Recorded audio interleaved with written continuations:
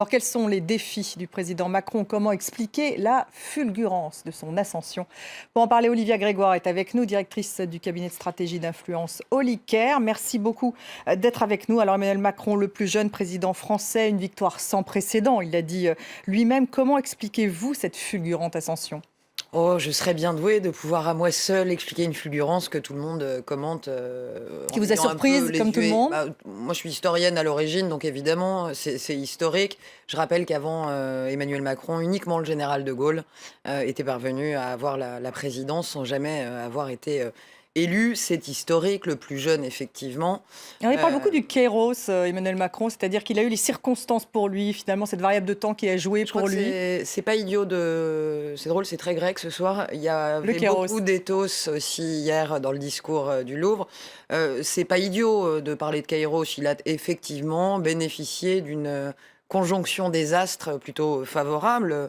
De la décision de François Hollande jusqu'aux atermoiements des Républicains et du Penelope Gate, la route a quand même été pavée plutôt de bonnes intentions. Ça n'est pas ça qui fait un succès. C'est souvent la conjonction d'un programme, certes, d'un homme et avant tout de la détermination d'un homme. Je crois qu'il y a quand même énormément d'opiniâtreté chez cet homme. Et depuis le plus jeune âge, je ne sais pas si dès sa naissance il voulait être président, mais ce qui est sûr, c'est que ça fait de longues années qu'en se rasant ou pas, à mon avis, il pense à la présidence. Et donc, il y avait cette opiniâtreté, il croit à son destin. Il croit à son destin. François Hollande a dit: Macron m'a suivi puis s'est émancipé sans trahir. Qu'a-t-il voulu dire finalement le président français Ah, le président français a voulu sortant? ménager les arrières. Alors déjà, il a fallu ménager les amont avant de ménager les avals. Souvenez-vous des quelques semaines précédentes où on parlait de l'état-major d'En Marche, qui était effrayé à l'idée de recevoir le soutien du président de la République actuelle en amont du premier tour ou Ils du ne se second sont pas tour. parlé d'ailleurs, hein, Non, non, ils se sont pas parlé. Et depuis la donc ça démission. signifie que François Hollande a joué le jeu. Et ça signifie qu'il a bien compris. Je crois même qu'il l'a dit dans les médias que ça n'aurait pas été rendre un fier service à Emmanuel Macron. Ce qui est assez étonnant quand même, enfin pas étonnant, mais il faudra très peu de temps, puisqu'il faudra moins de 12 heures, pour qu'on ait ce sentiment quand même d'une transmission de sceptre ou de flambeau entre l'ancien président et le nouveau. Ce qu'il y a de sûr, c'est que peut-être que les images d'apaisement... Enfin, on a eu le sentiment quand même d'images un peu d'apaisement ce matin. Je parle de la commémoration du 8 mai. Peut-être que ça fait un peu de bien aussi à la France après une campagne qui a été extrêmement longue, Violente. extrêmement violente, acharnée, dans laquelle globalement, et Emmanuel Macron et son équipe en sont largement convaincus, puisqu'ils ont parlé du fait qu'ils n'avaient pas reçu un blanc-seing.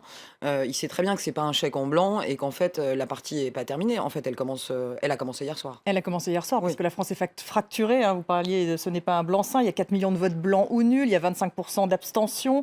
Alors, il a commencé par donner un nouveau nom à En Marche. C'était significatif. Oui, La République comme En pour le Marche, Front pourquoi? National, je crois pas qu'ils parlent de changer de nom aussi. Regardez, les Républicains ont changé. Bon, ça va pas changer ni la victoire ni la défaite. Je crois que les Français en sont plus au ripollinage. Je crois que ce qui s'est passé hier, c'est la démonstration aussi du fait que les anciennes lignes de fracture n'étaient plus les lignes de fracture actuelles. On dit beaucoup, il y a 4 forces en présence. Excusez-moi, il y en a 5. Ne pas considérer les abstentionnistes et les votants nuls aujourd'hui, c'est faire une lourde erreur. Et à mon C'est la avis, cinquième force. c'est la cinquième force, et ça fera l'objet d'une discussion dans les années qui viennent, parce qu'on ne peut pas institutionnellement laisser 4,2 millions de Français dans la nature et ne pas considérer leur vote. Je rappelle que le vote blanc n'est pas abstention. Le vote blanc fait le jeu des institutions, mais le vote blanc exprime un ras-le-bol hyper fort par rapport aux Ils sont institutions. 4 millions de votes 4 blancs et millions 200 nuls. 000. Alors, bien sûr, le défi, c'est 577 parlementaires République En Marche, hein, qui doivent donc être annoncés d'ici à jeudi. On a vu que Christian Estrosi avait démissionné de son poste. Est-ce que vous pensez qu'il pourrait justement adhérer à la République En Marche?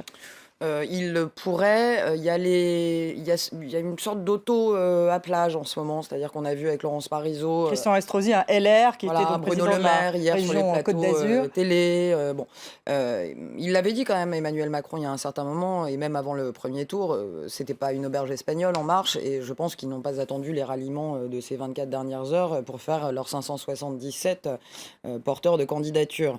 Ça ne vous surprendrait pas? Ça ne me surprendra pas. Ce qu'il y a de sûr et ce qui ne me surprendrait pas du tout, c'est le schisme à droite. On parle même plus de la gauche, hein, vous avez remarqué, on parle plus du Parti socialiste ces jours-ci, c'est Et pas grave. pourquoi? Ah Parce qu'elle est laminée? elle est laminée et que Benoît Hamon, avec le Parti socialiste, a fait le score en fait des frondeurs et que dans les projections actuelles qui se font sur les législatives, on arrive à des chiffres, et ça ne sont que des projections bien sûr, mais qui sont inférieurs aux résultats de la gauche en 93. Il se peut qu'on ait une gauche qui ait moins de 40 sièges à l'Assemblée nationale. Et à droite, une scission possible. La droite est en scission, à mon avis. Le départ d'Estrosi en est pas un marqueur, mais un des éléments. Peut-être Édouard Philippe serait-il le prochain Premier ministre? Enfin, on le Oui, dit, juste en conditionnel, une chose, le maire du Havre, lui en aussi, LR. communication, il y a ceux qui s'auto-déclarent et qui médiatiquement veulent rentrer dans le jeu. Ils ont été un peu vertement tancés par les équipes d'En Marche. Parlez de François Baroin, là, par exemple? Oui, non, mais surtout par, je veux dire, Laurence Parisot, par exemple, a reçu des messages clairs de Richard Ferrand lui disant merci de nous laisser faire au nom d'En Marche nos souhaits. Bon, En tout cas, un Premier ministre de droite, ce ne serait pas totalement impossible. Non, ce serait pas impossible, mais n'allons pas trop vite non plus. On est tous là à Rho sur le Premier ministre. Ça n'est pas un Premier ministre seul non plus qui mène des législatives. On vient d'avoir un président, c'est aussi un président qui mènera ces législatives. Merci beaucoup, Olivia Grégoire, d'avoir été avec nous, directrice du cabinet de stratégie d'influence Oli Care.